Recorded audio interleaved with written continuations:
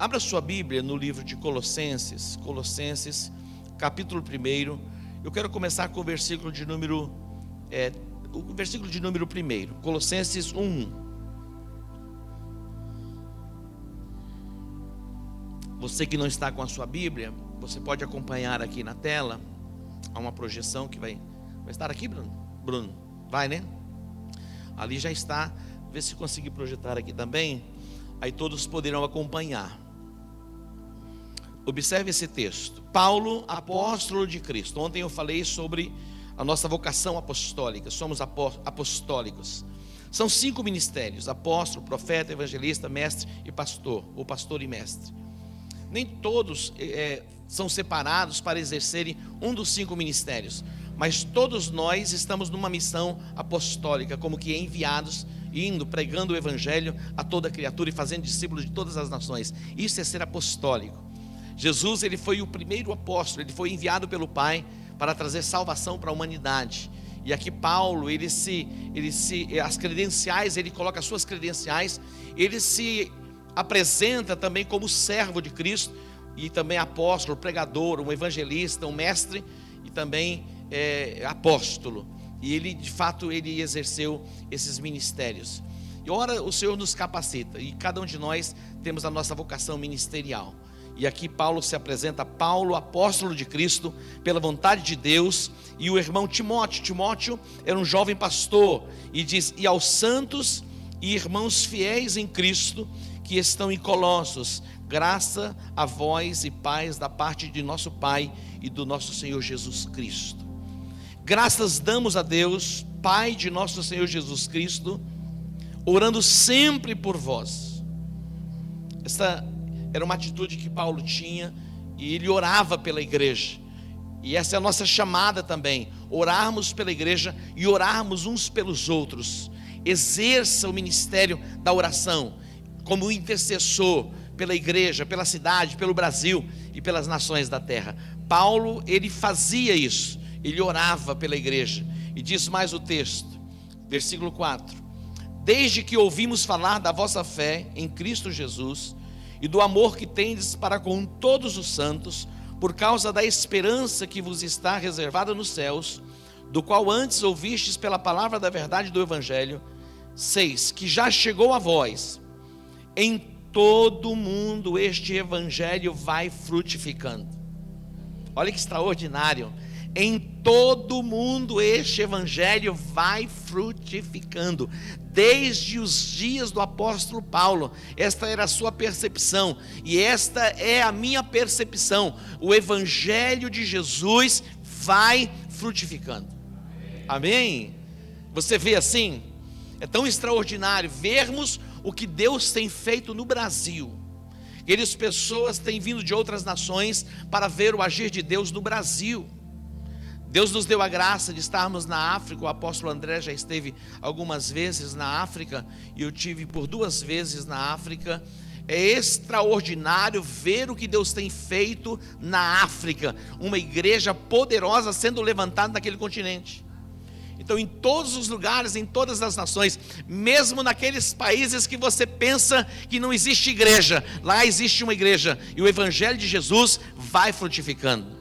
E o evangelho de Jesus vai frutificando em nós, através de nós, na nossa casa, nos nossos vizinhos. E Deus está alcançando pessoas que nós nem imaginávamos que pudessem ser alcançadas.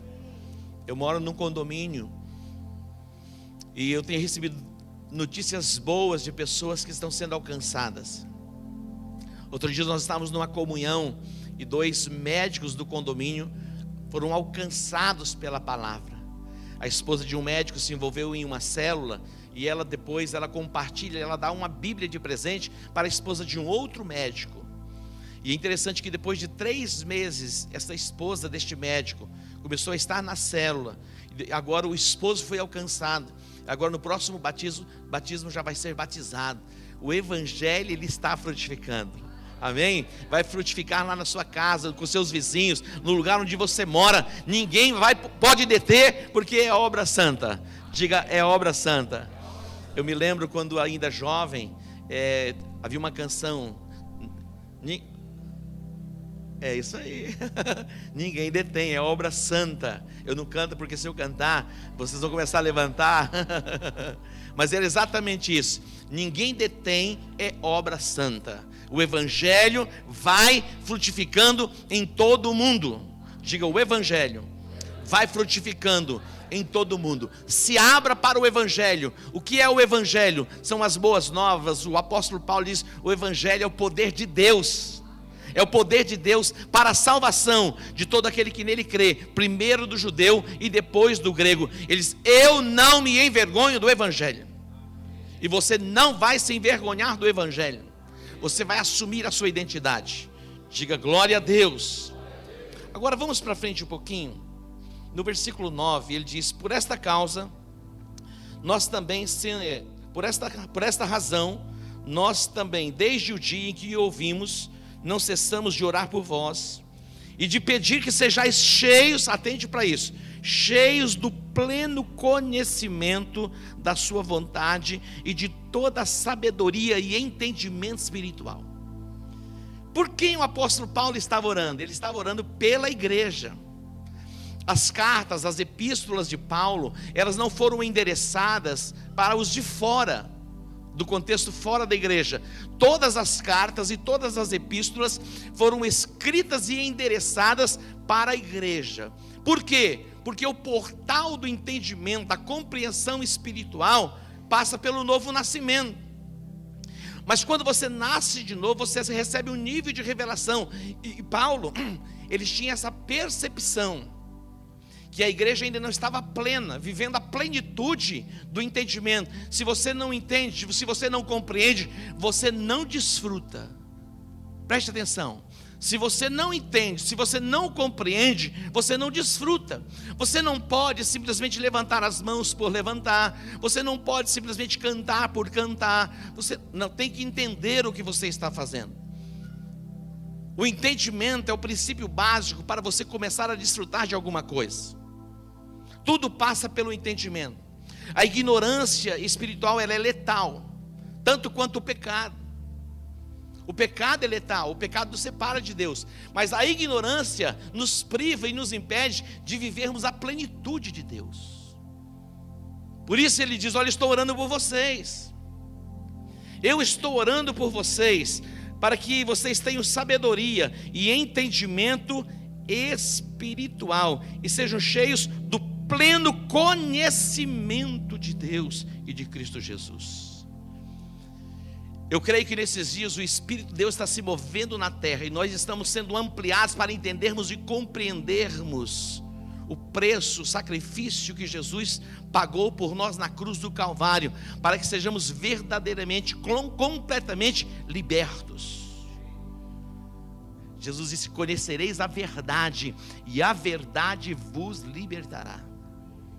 Esse foi o slogan do nosso presidente na sua campanha. E conhecereis a verdade, baseado em João. E é verdade, conhecereis a verdade, e a verdade vos libertará. Queridos, prestem atenção: Satanás não se importa com pessoas religiosas.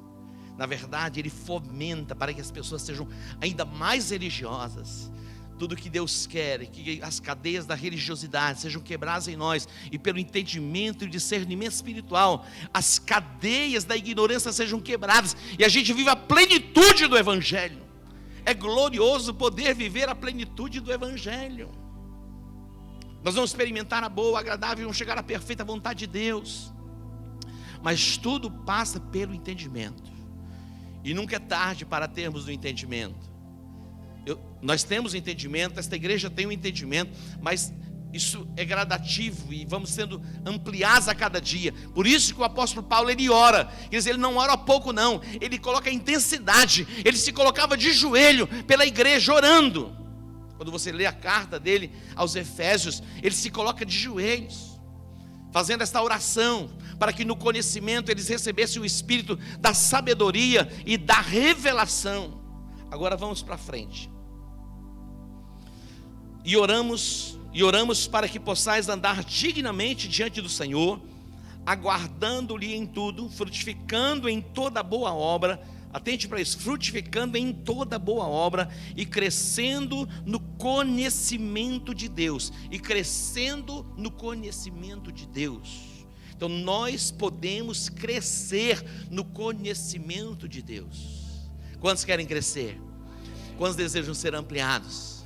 Seja sincero, diga assim: eu desejo ser ampliado no conhecimento de Deus.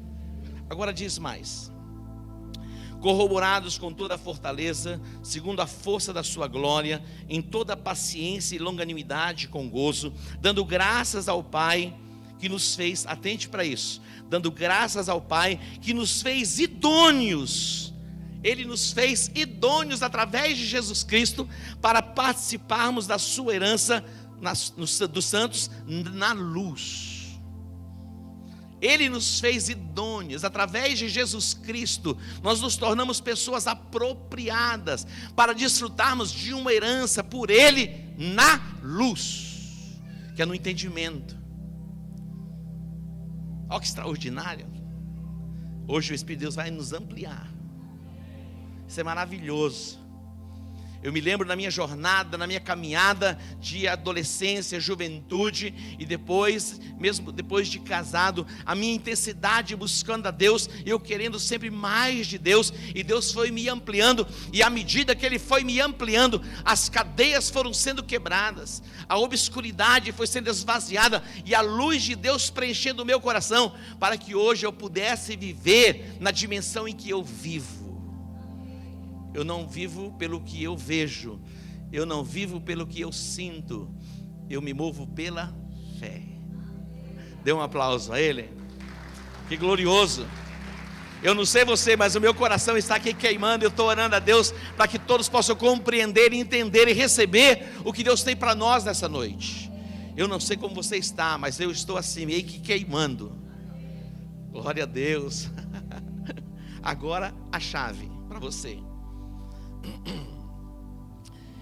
E que nos tirou do poder das trevas e nos transportou para o reino do Filho do seu amor, em quem temos a redenção pelo seu sangue, a saber, a remissão dos pecados.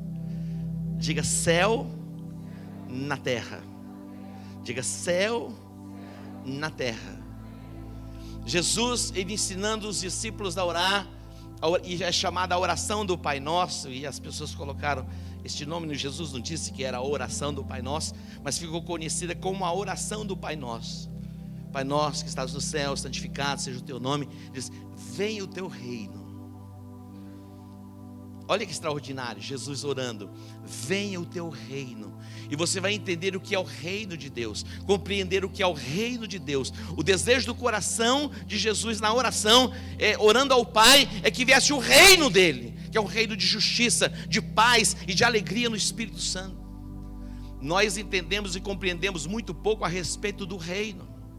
Na nossa concepção de reino, é alguém que reina e tem os seus súditos subordinados para manter ali um padrão alto para aquele que reina sobre eles. Essa é a nossa visão de reino. Mas dentro do contexto da palavra de Deus é que vivamos na dimensão em que Deus vive na terra. Deus quer que você viva na dimensão que Ele vive aqui na terra. Amém? Isso é extraordinário poder perceber, entender, compreender isso. Quando nós olhamos para o livro do Gênesis, que é o livro da criação, onde tudo começou, ó Satanás.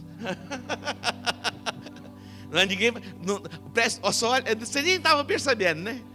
Por que eu fui chamar a atenção de vocês para esse trem lá fora, né? Cadê o teclado? Vem para cá, Vinícius. Está aqui, eu não estou nem ouvindo, o trem está baixo, hein, cara? Você está igual aquele som do elefante, cara, não é todo mundo que ouve. Ah, pai, não estou nem te ouvindo. Olha lá, ó, já vai fechar a janelinha, vai ficar bom. Preste atenção um pouquinho aqui. Quando nós olhamos para o livro do Gênesis, é o livro da criação, onde Deus fez todas as coisas. E no versículo 26, Deus disse assim: façamos o homem conforme a nossa imagem e semelhança. Olha que extraordinário. Façamos o homem conforme a nossa imagem e semelhança. Nenhum outro ser foi feito à imagem e à semelhança de Deus. Nenhum outro ser. Quando nós vemos a obra da criação, os animais, E Deus diz: façamos o homem conforme a nossa imagem e semelhança, domine, governe, multiplique, frutifique, multiplique, povoem a terra. Olha a dimensão que Deus estabeleceu o homem. Deus criou o homem à sua imagem e semelhança para governar sobre a terra.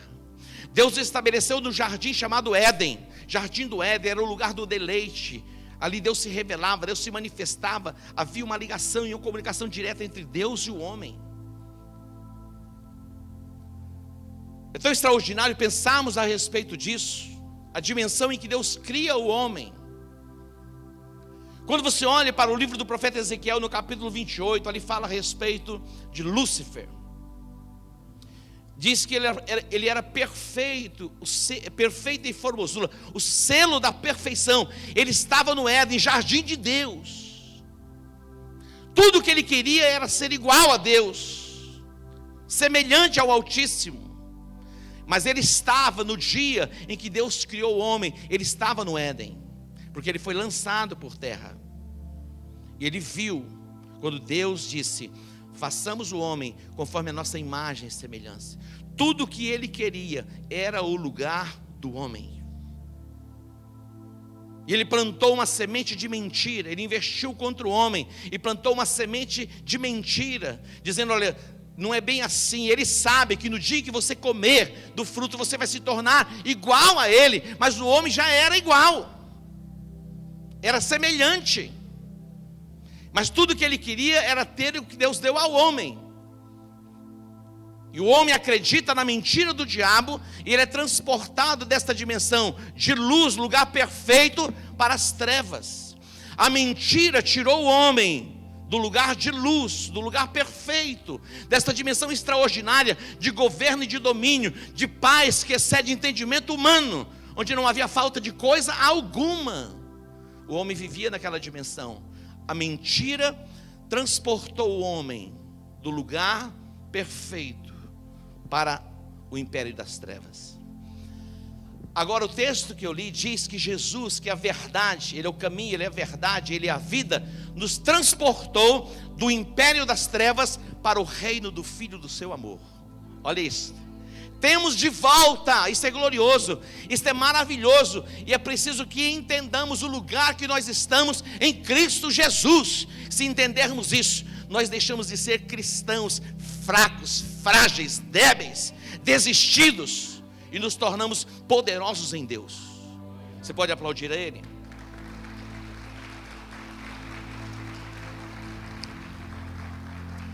Desafetação. Quantos advogados a gente tem aqui?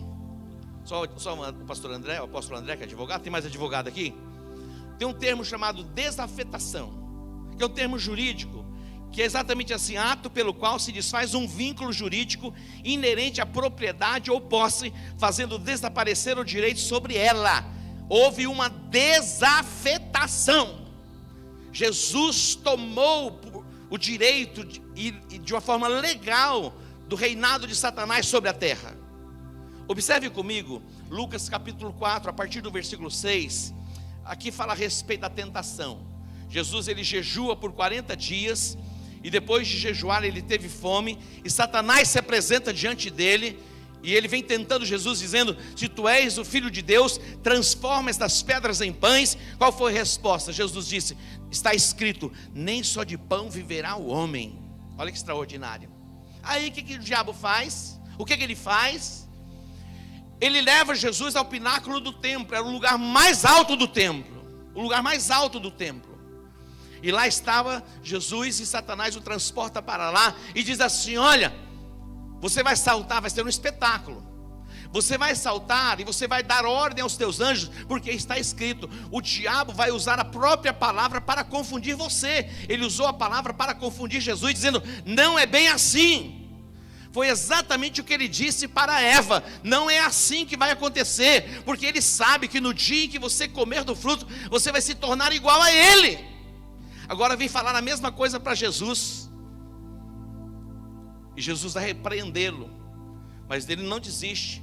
Ele leva Jesus para um lugar alto, um monte alto, e ele contempla os reinos da terra, e ele diz a Jesus: olha, tudo isso eu te darei, se prostrado me adorares, porque a mim me foi entregue. Olha isso.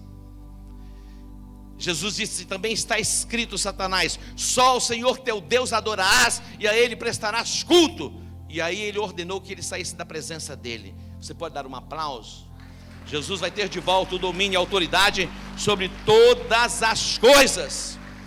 O pecado, preste atenção, o pecado afetou o homem no espírito, na alma e no corpo. O pecado afetou o homem no espírito, na alma e no corpo. Nasceu na terra os espinhos e os abrolhos. Até então, tudo era perfeito, plena luz, paz e provisão. Não havia falta de absolutamente nada. O homem era perfeito no relacionamento com Deus, que o fez à sua imagem e semelhança. A Bíblia diz que Deus, ele é espírito. Eu e você fomos feitos imagem e semelhança de Deus no espírito. No dia em que o homem pecou, Deus diz: no dia que você comer do fruto, certamente você morre. Que morte era essa? Não era morte física, se bem que depois afetou o físico, mas era morte espiritual. O homem foi separado de Deus, ele como que adormeceu espiritualmente. E o homem expulso do jardim, ele vai viver na dimensão da alma e do corpo. Preste atenção, é impossível uma pessoa nesta terra viver a plenitude na dimensão da alma e do corpo. Na alma você é angustiado, muitas vezes perturbado, opresso. Você é tomado por sentimentos e o seu corpo é afetado, tomado por enfermidade. Mas foi constituído um caminho de volta. O próprio Deus diz: da mulher vai nascer, vai ter um descendente que vai pisar a cabeça da serpente. E estava falando de Jesus. Ele é aquele que pisou a cabeça da serpente para nos ter de volta. Ele pagou um preço pela minha redenção e ele pagou um preço pela sua redenção. A religião, ela é tão forte que ela invalida a palavra de Deus. Você sabia? A religião, ela é tão forte que ela invalida a palavra de Deus. Isso está em Mateus capítulo 15, o verso B. Capítulo 15, versículo 6, a parte B. Invalidais a palavra de Deus por causa da vossa tradição. Todos nós aqui temos uma herança cultural religiosa, que disseram para nós que é assim, e você nem teve a capacidade de conferir na Bíblia para ver se é assim.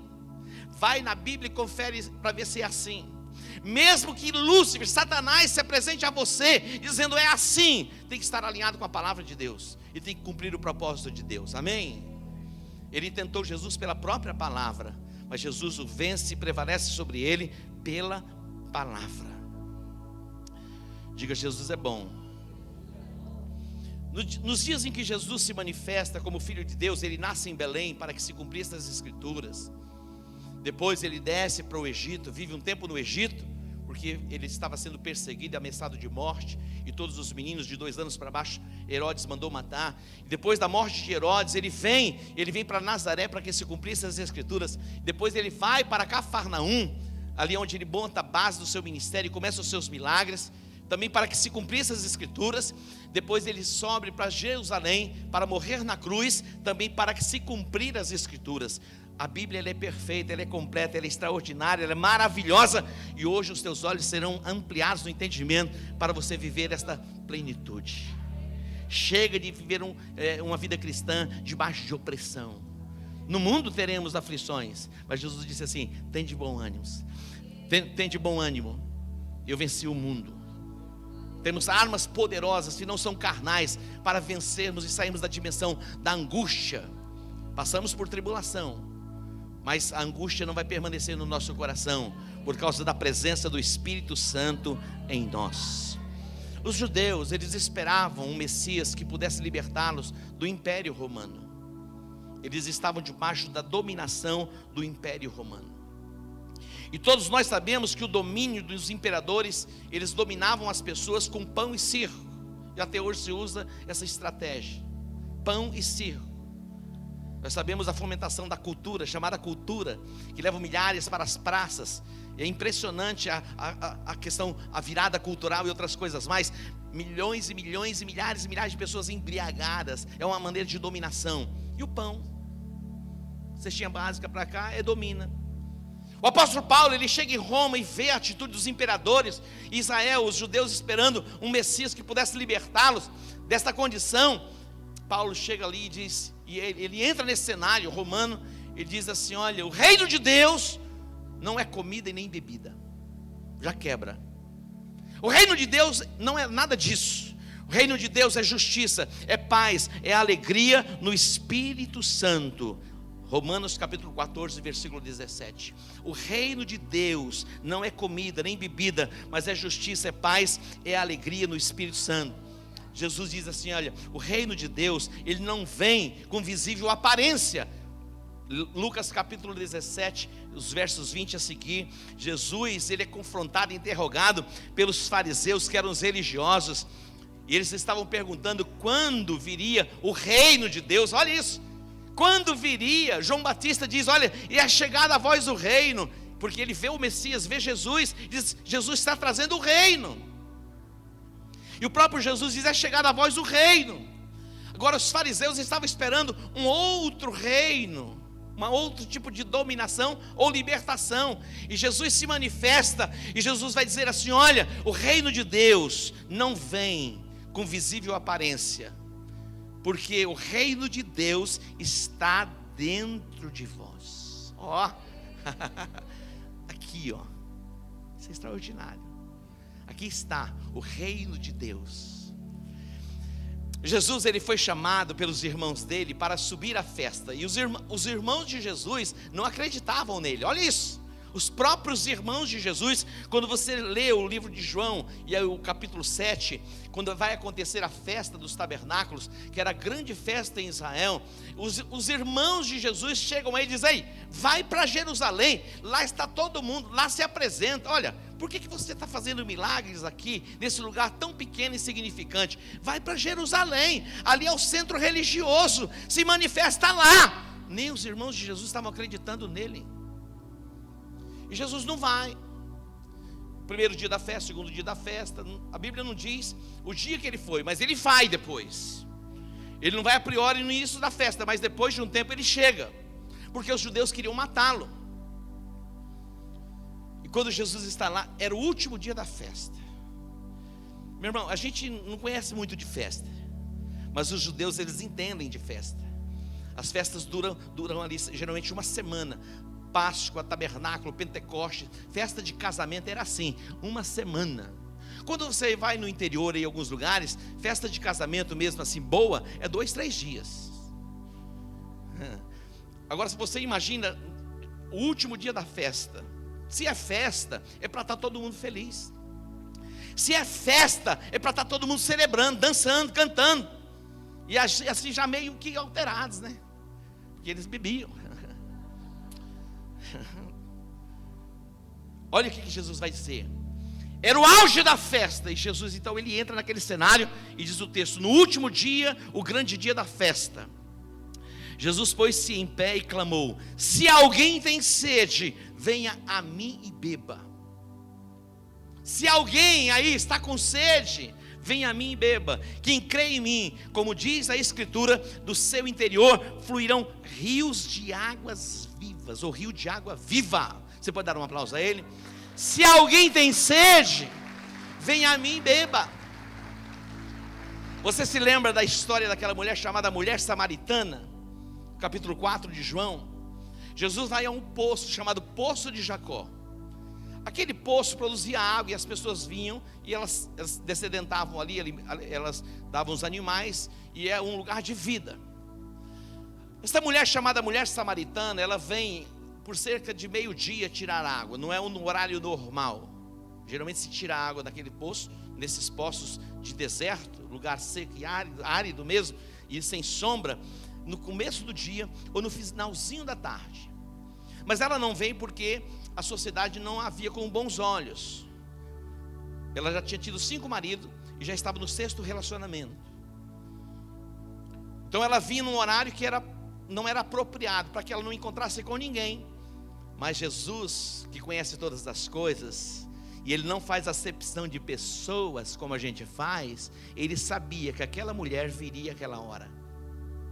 E Jesus então chama os 12 e diz assim: olha, vão à cidade e comprem alguma coisa. Imagina 12 sair para comprar pão para um.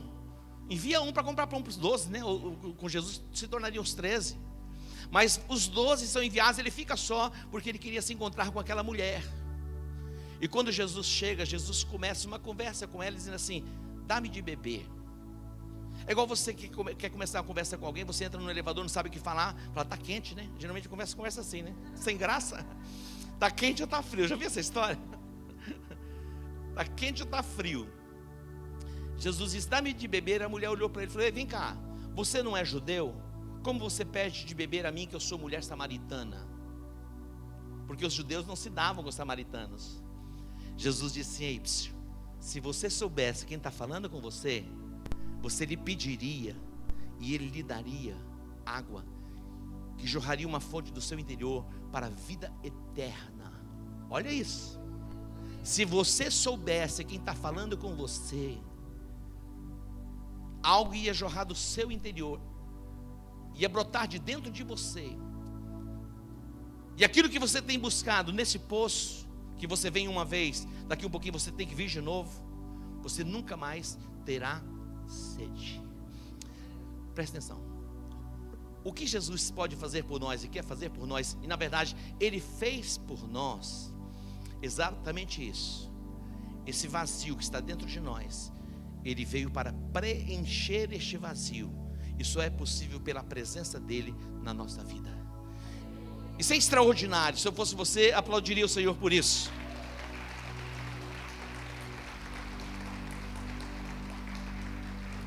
Agora eu quero voltar para o versículo.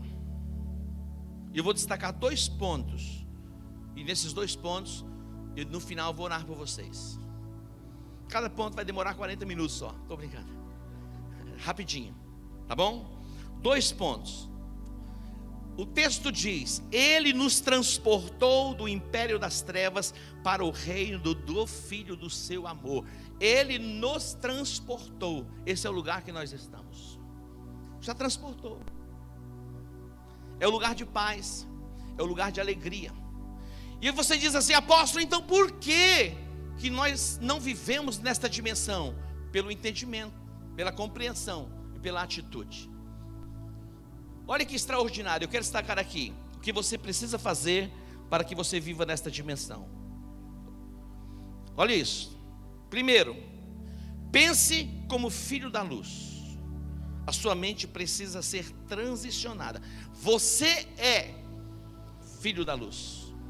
Você já foi transportado do império das trevas para o reino do Filho do seu amor. Então não aceite a mentira de Satanás dizendo que você não é, porque você é. Você não precisa comer de absolutamente nenhum fruto para se tornar igual a Deus. Ele já te fez a sua imagem e semelhança, e em Cristo Jesus você foi regenerado para ter comunhão perfeita com Ele e domínio sobre a terra. Pode melhorar esse aplauso se você está entendendo. Primeiro lugar, entenda isso. Tudo é afetado por aquilo que você pensa. Tudo é afetado pelo seu pensamento. Tudo passa pela sua mente. O que você pensa afeta a sua saúde emocional. O que você pensa afeta a sua saúde física. O que você pensa afeta a sua conquista. Tudo passa pelo campo da mente. A batalha está travada na sua mente. Você foi regenerado em Cristo Jesus. Quando o apóstolo Paulo escreve esta carta a esta igreja, ele está escrevendo a um povo que já teve uma experiência com Jesus, e a experiência com Jesus transportou você do império das trevas para o reino do Filho do seu amor. Mas tudo é afetado por aquilo que você pensa. É muito importante que você seja renovado na sua forma de pensar. Romanos 12:2 diz: não vos conformeis com este mundo, mas transformai-vos pela renovação do vosso entendimento. Para quê? Para que experimenteis qual seja a boa, a agradável e a perfeita vontade de Deus. Não vos conformeis, é um processo. Não vos conformeis com este mundo, é tomar a forma como o mundo pensa. Nós não vamos pensar como o mundo pensa. Nós não vamos agir como o mundo age. Nós pensamos, nós temos a mente de Cristo, e nós vamos pensar como Cristo pensa. Diga glória a Deus. É um esforço constante. Joel diz: forjai espadas das vossas lanças. Olha, forjai espadas dos vossos arados, lanças das vossas podadeiras. Diga o fraco: eu sou forte.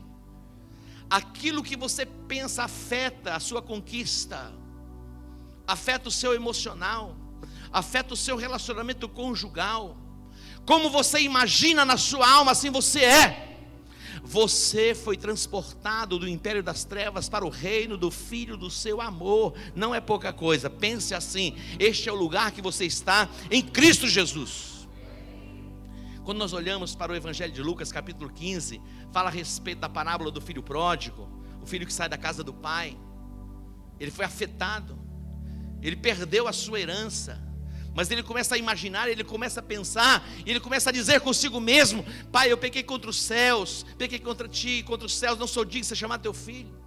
Ele pensa consigo mesmo, ele começa a transicionar a mente dele. Lá na casa do meu pai, os trabalhadores do meu pai,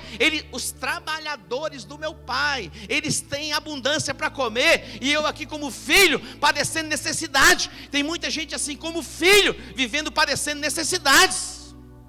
Qual é o pai que tem prazer que o seu filho passe necessidades?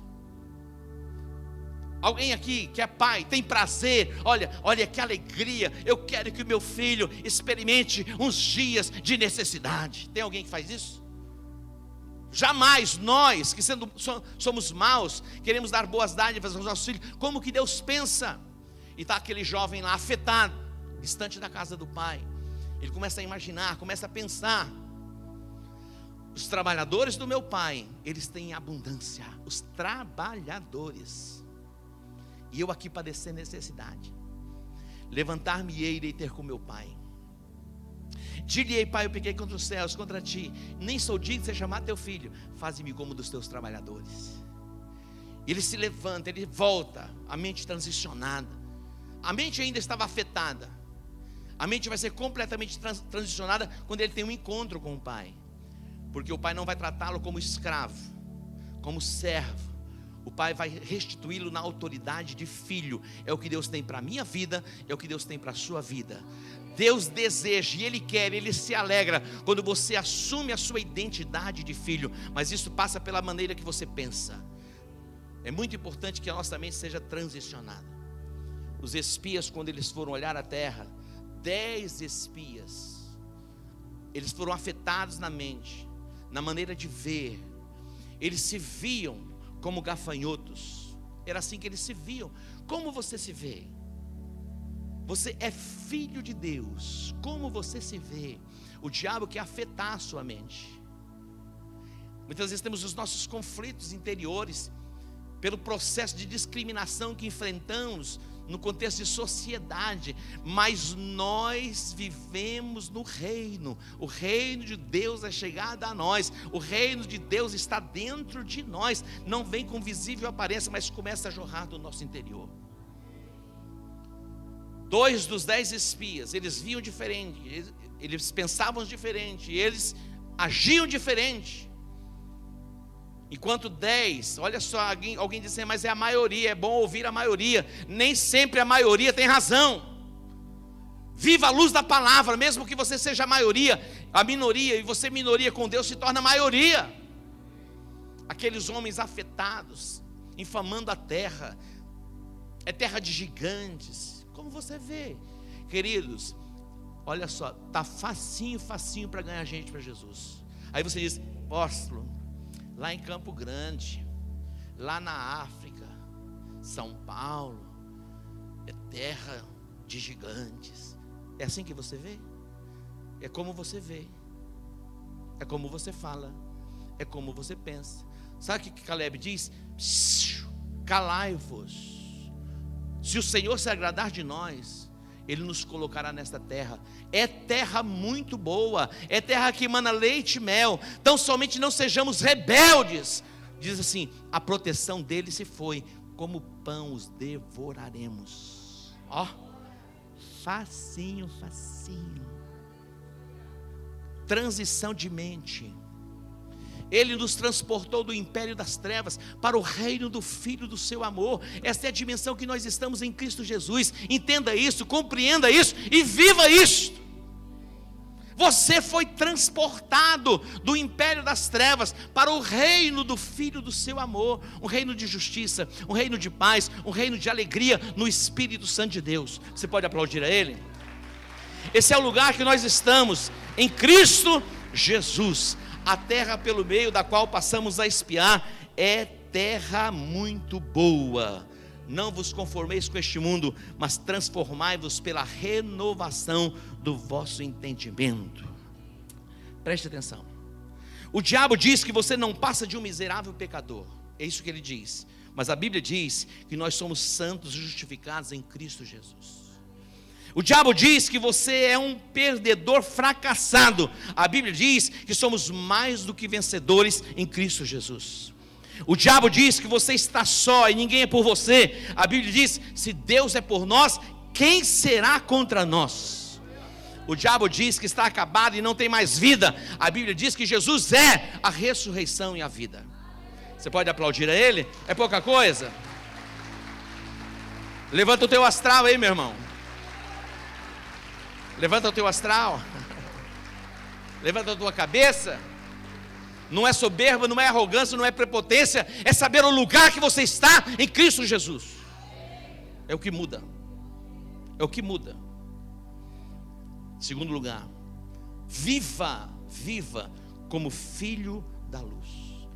Olha esse texto que eu quero ler para você. Eclesiastes capítulo 10, versículo de número 7. Eclesiastes 10, 7. Olha para isso.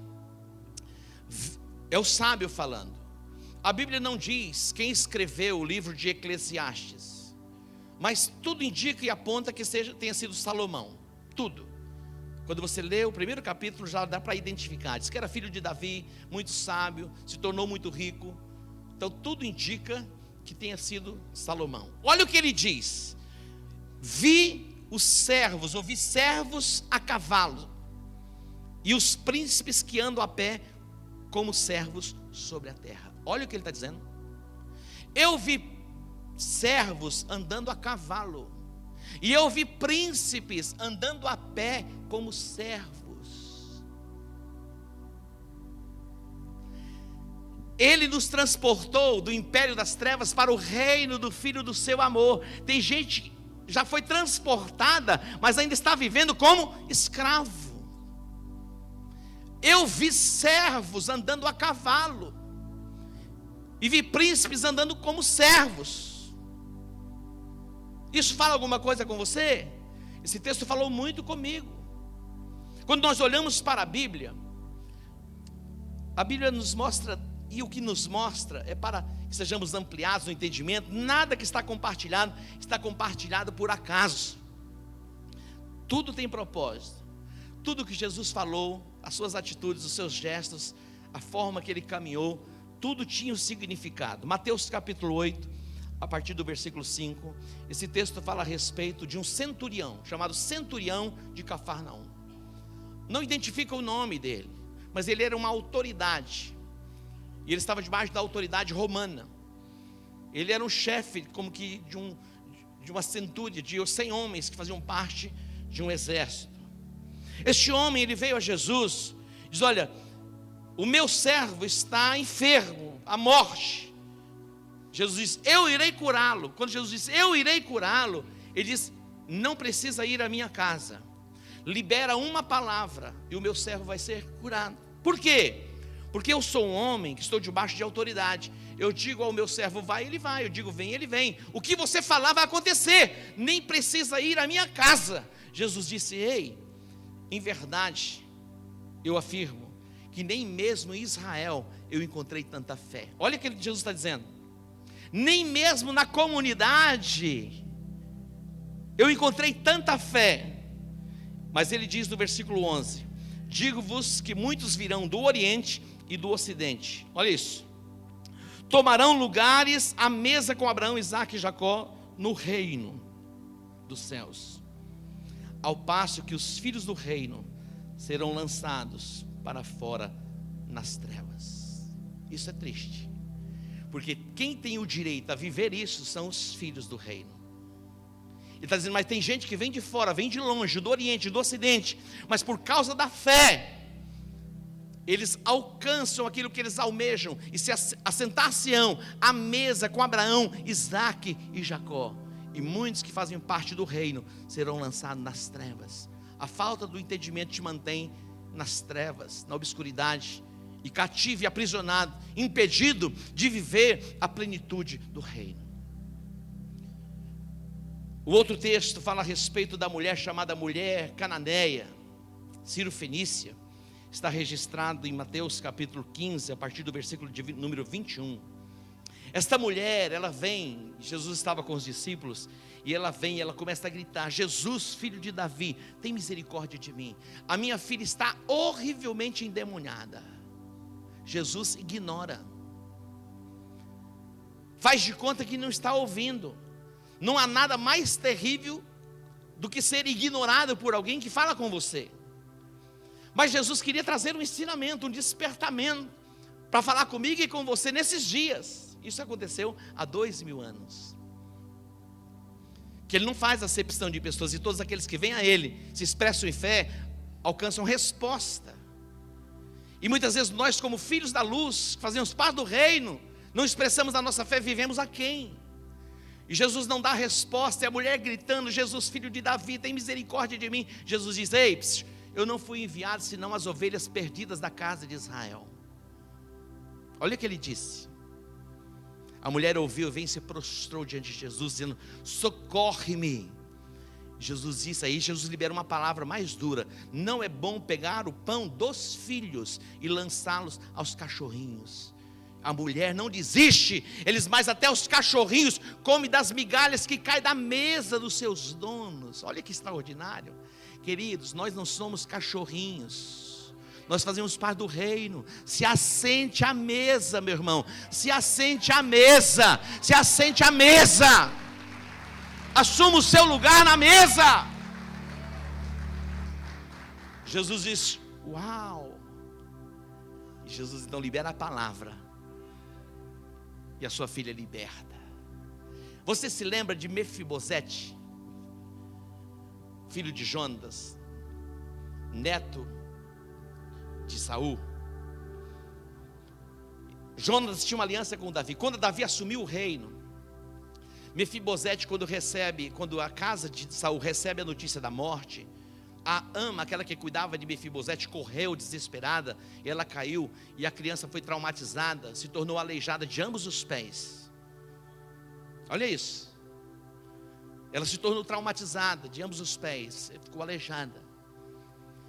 E houve um conflito entre a casa de Davi e a casa de Saul, e Mefibosete foi levado para um lugar, e como que isolado, tirado do palácio, e foi morar numa cidade chamada Lodebar, um lugar insignificante.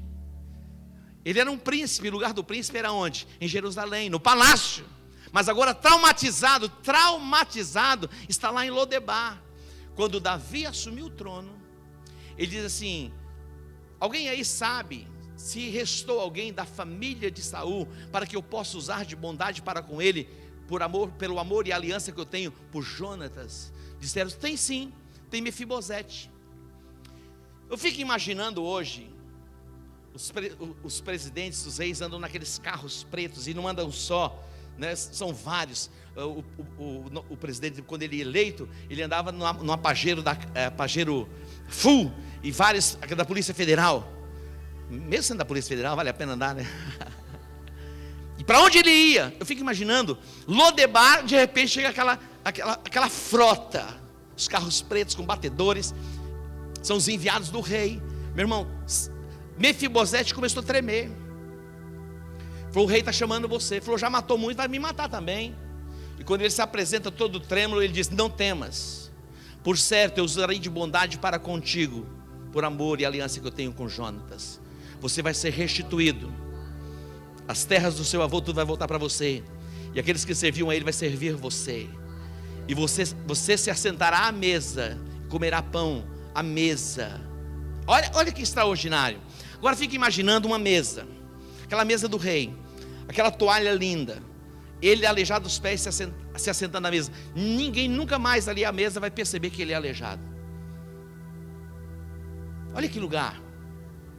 Não importa o quanto nós fomos traumatizados, e todos nós fomos traumatizados porque nós fomos tirados deste lugar de luz, transportados para o império das trevas, e fomos traumatizados na nossa forma de pensar. Nós ainda continuamos a pensar como escravos, sendo filhos.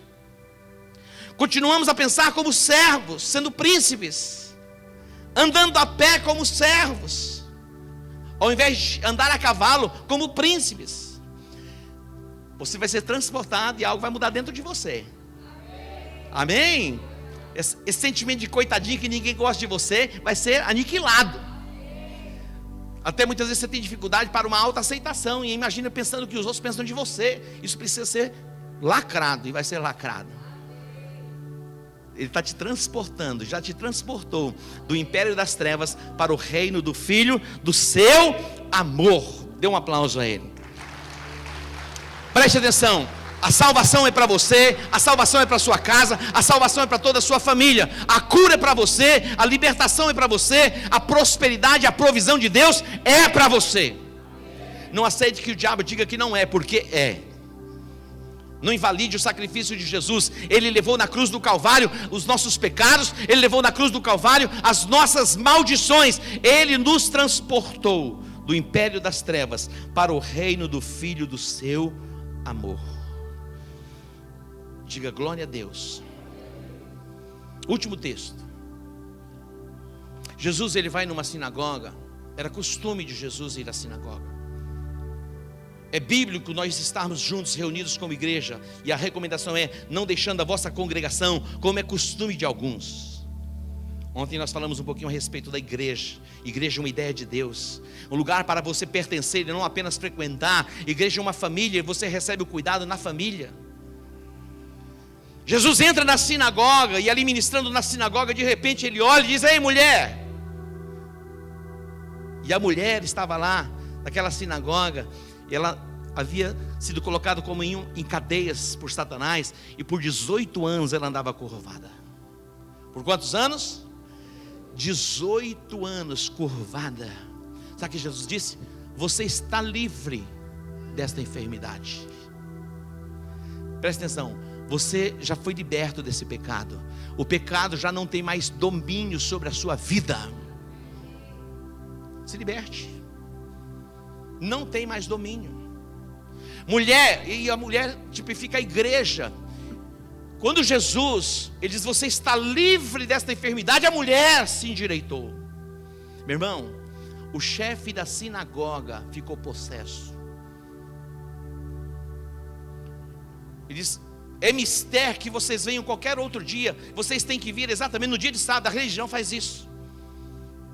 Tem dia certo. Todo dia é dia para a manifestação da glória de Deus.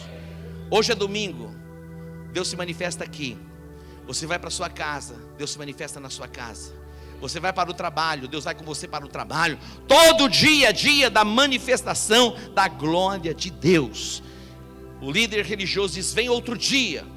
Eu quero dizer algo para você.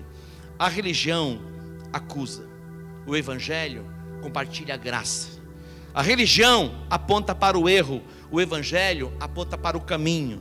A religião segrega, o evangelho agrega, congrega. A religião diz aos pecadores: longe de mim. O evangelho diz: vinde a mim.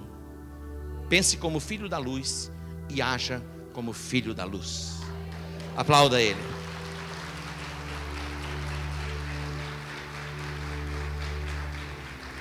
A força da religião, ela é quebrada em Cristo Jesus. A religião sufoca, a religião oprime, a religião cobra. Cristo nos liberta. Como é bom viver este cristianismo com entendimento. Esta é a oração do apóstolo Paulo. A equipe de louvor, venha para cá. Paulo orando pela igreja em Éfeso, Paulo orando por esta igreja, para que eles recebessem, fossem ampliados no conhecimento, e do conhecimento recebessem o espírito da revelação e da sabedoria. Olha que extraordinário. Que Deus nos dê o espírito da sabedoria e da revelação. Temos o conhecimento, temos as informações, mas é muito mais do que informações a respeito do que Jesus fez. Nós sabemos que Jesus morreu na cruz. Você sabe disso? Diga: eu sei que Jesus morreu na cruz. Diga: eu reconheço. Meia dúzia reconhece? Diga comigo assim: eu reconheço que Jesus morreu na cruz. Diga: eu reconheço que Ele ressuscitou dentre os mortos. Diga: e eu declaro que Ele é o Senhor da minha vida. Dê um aplauso a Ele. A Bíblia diz, se você crer com o coração que Jesus ressuscitou dentre os mortos, atente aqui, só um minuto, a gente já vai para o encerramento. Olha o que a Bíblia diz: se você crer com o coração que Jesus Cristo ressuscitou dentre os mortos, e com a sua boca você o confessa como Senhor da sua vida, você será salvo. Por quê? Com o coração se crê para a justiça, e com a boca se faz confissão para a salvação. Todo aquele que invocar o nome do Senhor será salvo. Hoje é um bom dia para você invocar o nome do Senhor. Eu invoco o nome do Senhor. Diga assim: eu invoco o nome do Senhor. Ele é o meu Deus, Ele é o meu Salvador, Ele é o Senhor da minha vida. E a Bíblia diz: entrega o teu caminho ao Senhor, confia nele, e o mais Ele fará. O salmista, ele diz assim: eu fui moço e eu sou velho, eu nunca vi um justo desamparado, nem a sua descendência mendigar o pão. É reino de Deus, é reino de justiça, paz e alegria no Espírito Santo. E o reino de Deus está dentro de nós.